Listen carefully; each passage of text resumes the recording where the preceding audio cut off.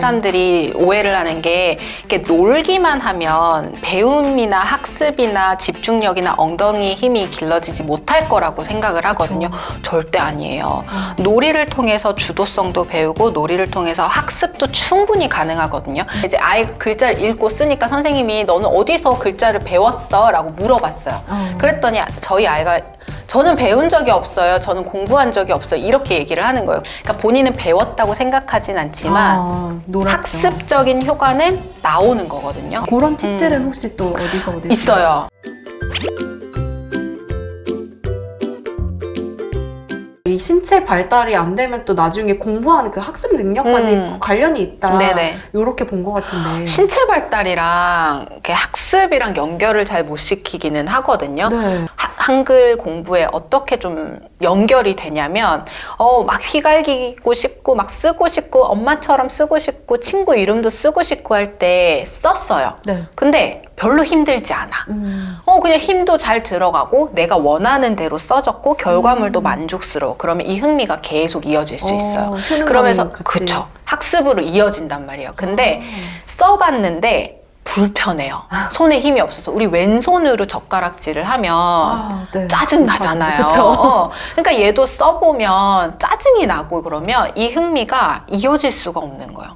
정말 귀하게 온 호기심인데 이게 소근육 발달이 안 돼서 이어지지 못한다라는 거는 그럼 이 친구 같은 경우에는 언어 영역에서 연필을 들고 해야 되는 활동이다 표정부터 달라져요. 그렇기 때문에 이 시기에 귀한 정말 이 호기심을 맞이하기 위해서는 소근육 발달, 신체 발달이 되어야 되는 그 시기에 충분히 소근육 발달 놀이도 해주고 경험도 해주고 이게 필요하거든요. 그러니까 아주 어렸을 때부터 소근육, 대근육 골고루 발달시키라고 하는 게 나중에 이제 그런 학습까지 다 연결이 되는 연결되죠. 네. 그러니까 놀아주는 거죠. 사실 소근육 놀이하고 하는 게 그리고 대신해주지 않는 거.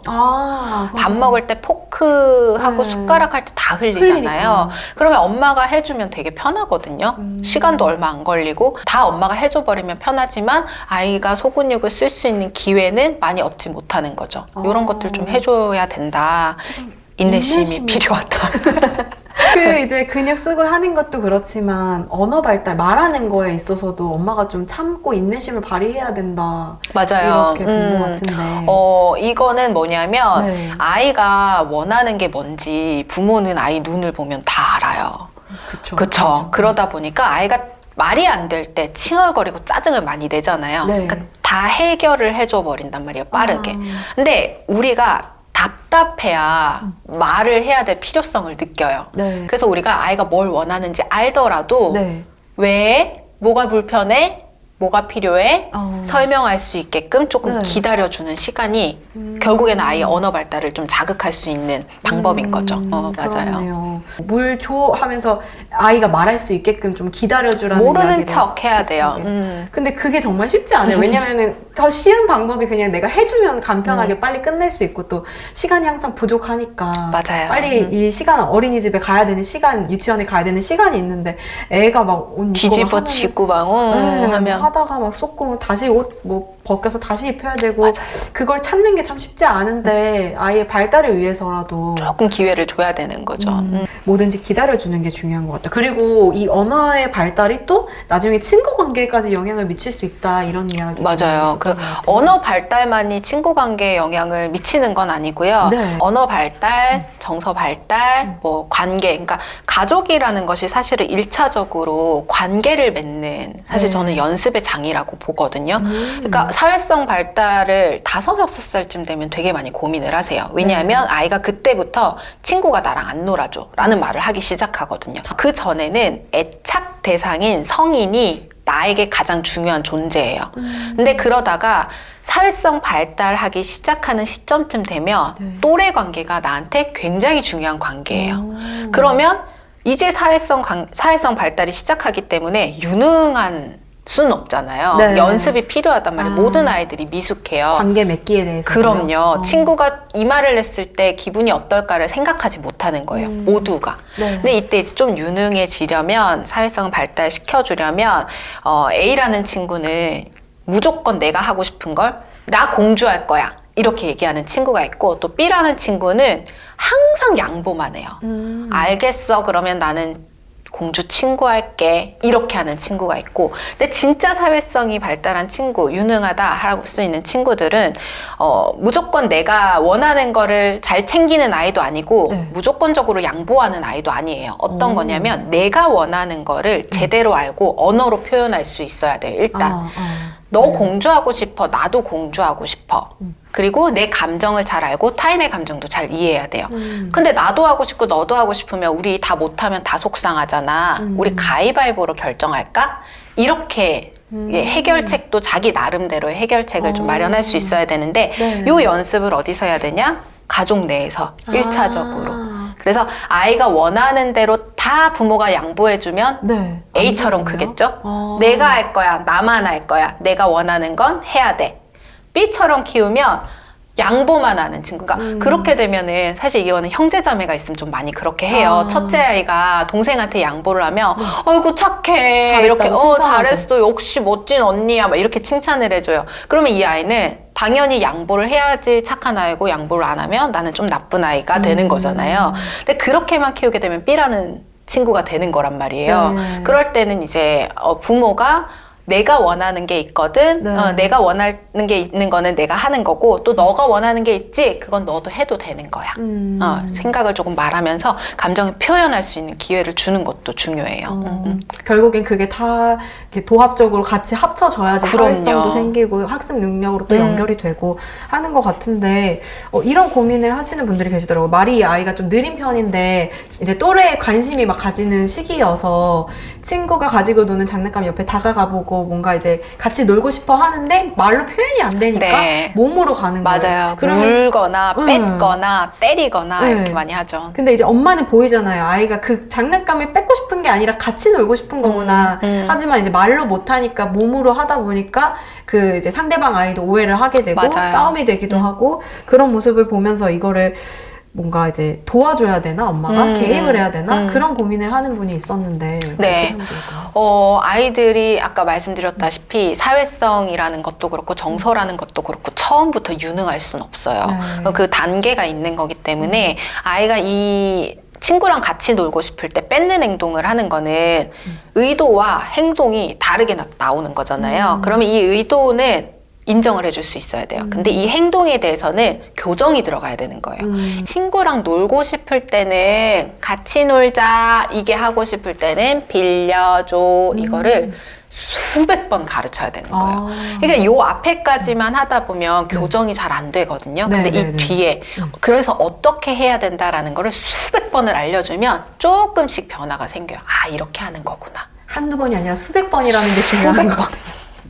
말해줘도 뭔가 모르는 것 같으니까 몇 번 말하다 포기하고 지쳐요. 그쵸. 아이들은 사실 본능에 충실하기 때문에 이 이성이라는 영역이 정말 작잖아요. 네. 점점 이제 판단력도 키워지고 하는 거기 때문에 네. 수백 번을 얘기를 해주면서 자기 통제도 생기고 조절력도 생기는 거죠. 정말 그런 고민하는 분들도 많을 것 같아서 한번 여쭤봤고요. 네. 이제 좀 자라다 보면은 이제 어느 순간 아이가 이제 유치원을 가느냐, 어린이집에 계속 보내느냐. 고민 많이 6, 하죠. 7살, 네, 한 5살부터 네. 고민을 해서 6살에도 고민하시는 분들이 많은데, 그런 이야기를 들었어요. 어차피 이제 초등학생이 되면 공부를 시작해야 되는데, 조금 학습 중심적으로 하는 그런 기관, 유치원이나 뭐 영어 유치원이 될 수도 있고, 요새는 중국어 유치원도 있고, 맞아요. 뭐 학원 이런 데서 좀 공부하는 습관을 길러줘야 엉덩이가 무거워진다. 아직 어린 아이지만. 그런 이야기도 들어봤고, 그래도 아직 어리니까 그냥 놀게 하는 그냥 기관, 뭐 보육기관에 보내도 괜찮아. 이렇게 좀 나뉘는 것 같은데, 네네. 이게 정말 학습 능력에 영향을 주나요? 두 가지를 말씀드려요. 기관을 선택해야 할 때 고려해야 될 거는 두 개다. 첫 번째는 아이의 성향. 아이의 성향. 아이가 어떤 걸 원하는지, 그리고 네. 내 아이의 성향이 어떤지가 굉장히 중요해요. 아이들은 다 노는 걸 좋아하지 않을까요? 너무 자유롭게 너가 다 선택해가 어려운 친구들도 있어요. 조금은 좀 반구조적인 거, 조금 앉아서 뭐 이렇게 하는 거, 네. 또는 뭐 미술을 좋아하는 아이가 있을 수 있고, 또는 네. 뭐 자연을 진짜 좋아하는 아이가 있을 수 있고, 신체 발달 좋아하는 아이들이 있을 수 있고, 네. 그래서 아이 성향을 파악을 해야 되고요. 네네네. 그리고 또 한 가지는 뭐냐면 부모의 교육관이에요. 이 두 가지가 밸런스가 잘 맞춰졌을 때 결국에는 아이도 행복하고 부모도 이 기관에 대한 만족도가 또 높아지는 거거든요. 그래서 이 두 가지를 고려해야 되는데 질문에서 학습에 그 집중할 수 있는 엉덩이 힘을 길러주기 위해서 학습 중심의 기관을 보내야 되냐? 네. 요거는 아니에요. 어. 왜냐면 나이가 네. 5살이에요. 그러면은 사실은 이 엉덩이 힘을 길러주기 위해서 학습 중심의 기관을 보냈어요. 얘가 앉아있어라고 해서 앉아있긴 해. 근데 앉아있느냐가 중요한 게 아니라 앉아서 뭘 하느냐가 중요한 거거든요. 얘가 뭘 할까요, 앉아서? 앉아있으라니 앉아있기는 하는데, 너무 지루하고, 막, 우리 초등학교 때도 보면, 오래 앉아서 낙서하는 친구, 지우개 똥 만드는 친구 많거든요. 아, 그쵸. 앉아있다고 그렇죠. 공부하는 그래서 건 아니죠. 의미가 없어요. 여기서 중요한 건 뭐냐면, 이 아이가 지금 내가 좋아하는 게 뭔지, 내가 좋아하는 것들을 선택했을 때, 이걸 해나갈 때, 몰입할 수 있는 그 방법, 그리고 이 몰입을 해봤을 때 성취감, 요런 걸 느끼는 게 중요해요. 근데 이거는 꼭 앉아서 해야 되는 건 아니에요. 내가 어떤 놀이를 선택해서 할 때 네. 너무 재밌어요. 그래서 이게 계속해서 확장이 돼요. 몰입했더니 결과물을 봤더니 우와 진짜 멋져. 이렇게 집중해서 이런 것들을 할 수 있구나가 경험치가 계속 쌓이게 되면 결국에 놀이성이 키워지는 거거든요. 놀이성이 키워지면 이 아이는 앉아서 해가 아니라 뭐 놀이할 때도 이거 만들어 이거 뭐 해 이게 아니라 자기가 선택한 걸 자기가 주도적으로 그 과정을 겪었잖아요. 이게 주도성이잖아요. 이게 학습으로 연결되면 자기 주도 학습이 되는 거예요. 사람들이 오해를 하는 게 이렇게 놀기만 하면 배움이나 학습이나 집중력이나 엉덩이 힘이 길러지지 못할 거라고 생각을 하거든요. 절대 아니에요. 놀이를 통해서 주도성도 배우고 놀이를 통해서 학습도 충분히 가능하거든요. 저희 아이가 6살 딱 들어가면서 이제 글자를 읽기 시작했고 쓰기 시작했어요. 이제 아이가 글자를 읽고 쓰니까 선생님이 너는 어디서 글자를 배웠어? 라고 물어봤어요. 그랬더니 저희 아이가 저는 배운 적이 없어요. 저는 공부한 적이 없어요. 이렇게 얘기를 하는 거예요. 그러니까 본인은 배웠다고 생각하진 않지만 학습적인 효과는 나오는 거거든요. 그래서 이런 오해는 좀 안 하셨으면 좋겠다. 충분히 배우고 학습할 수 있어요. 놀면서도 그 놀이 안에 적용을 해서 가르칠 부분을 그럼요. 녹인다는 거죠? 네네네. 뭐 그런 팁들은 혹시 또 어디서 얻을 수 있어요. 아, 어디서 얻을 수 있냐고요? 제일 잘 얻을 수 있는 거 제가 놀이 인력이라고. 저 가져올까요? 잠시? 네. 하나만 한글을 가르치면서 놀 수 있는 방법이 있을까요? 제가 최근에 이제 즐겁게 저희 아이가 하고 있는 거의 매일 해요. 하는 건데 빙고 게임. 주제를 뭐 동물이도 좋고 아이가 좋아하는 아이스크림 이름도 좋고 과자 이름도 좋고 과일도 좋고 뭐든지 좋아요. 공룡 자동차 좋아하면 너무 좋죠. 그렇게 해가지고 네. 빙고 게임을 하면은 많지 않아요. 뭐 3칸 하면 9개, 네. 4칸 하면 16개. 딱 지금 5, 6살, 7살 정도 수준에 맞는 거거든요. 네. 그러면 이거를 빙고 게임을 하잖아요. 엄마가 그만하고 싶어도 엄마 한 판만 더 라고 해요. 왜 이거를 9칸짜리를 예를 들어서 4판만 해도 네. 36개의 단어를 쓴 거예요. 이제 그만하자 라고 하면 아빠 퇴근하고 오면 아빠 빙고 게임 한 판만. 아이는 노는 걸로 인식하니까 억지로 쓸 필요가 없는 거예요. 그렇게 해도 뭐 하루에 30단어, 40단어씩 쓰고 읽을 수 있기 때문에 네. 놀이를 통한 학습이 답이다. 아이는 배운 적이 없다고 하지만 사실 다 배우고 있었어. 저는 의도가 다 담겨있죠. 책 속에 있는 것들 중에서도 뭔가 좀 부모님들이 가르치기 어려워하는 특히 네. 수개념 이런 거 수개념도 많이 고민을 하시는데 그러면 이제 휴지심에다가 숫자를 그냥 매직으로 써요. 크레파스로 써도 좋고 써서 거기다가 수만큼 빨대 꽂는 거. 휴지심 안에 빨대를 네. 꽂아요. 오. 엄마들이 착각을 하는 게 영유아 검진 때 그 검진표에도 나와요. 아이가 1에서 뭐 5까지의 수를 아는가 라고 했을 때 1, 2, 3, 4, 5 하면 안다고 생각하거든요. 네. 근데 이게 1대1 매칭이랑 달라요. 수량을 알아야 아는 거거든요. 1이라는 게 1개, 5라는 게 개수가 5개, 요게 아는 거거든요. 인지 발달 영역인데 네. 요거를 길러주기 위해서 이제 수량 알 수 있게끔 그냥 휴지심이나 뭐 패트도 좋고 뭐든 좋아요. 거기다가 숫자를 써놓고 그 개수만큼 구슬을 넣는다든지 빨대를 꽂는다든지 이렇게 매칭시킬 수 있는 놀이들을 하면 굉장히 좋아요. 근데 여기에 놀이 순서가 적혀져 있는 거는 부모님들이 요 놀이의 전개를 좀 아는 거지 사실 아이가 이대로 해야 되는 건 절대로 아니에요. 놀이에서 가장 중요한 거는 계속 얘기했던 주도성이에요. 아이가 재미있어야 되는데 이번 그거 아니야, 두 번째 방법 그거 아니야, 절대 안 하셔야 돼요. 아이가 흘러가는 대로. 그리고 3살 때 이 수량 놀이를 하는 거랑 6살 때 수량 놀이를 하는 거는 아이를 관찰하면 형태가 달라요. 놀이 모습이 다르거든요. 그냥 그대로 따라가시면 돼요. 아이의 수준에 맞게 제일 중요한 건 아이가 즐길 수 있게끔 그럼요. 도와주는 거. 네네. 이게 진짜 내가 모르니까 괴로워서 오늘의 그 예쁨과 아름다운 하루를 즐기지 못하는 것 같은데 네네. 알고서 얘가 그래서 그렇구나 다 알고 적용할 수 있고 하면 마음의 여유가 생기고 그럼요. 오늘의 이제 다시 지나면은 볼 수 없지만 그 아름다운 아이의 모습을 즐기면서 또 육아를 할 수 있지 않을까. 네.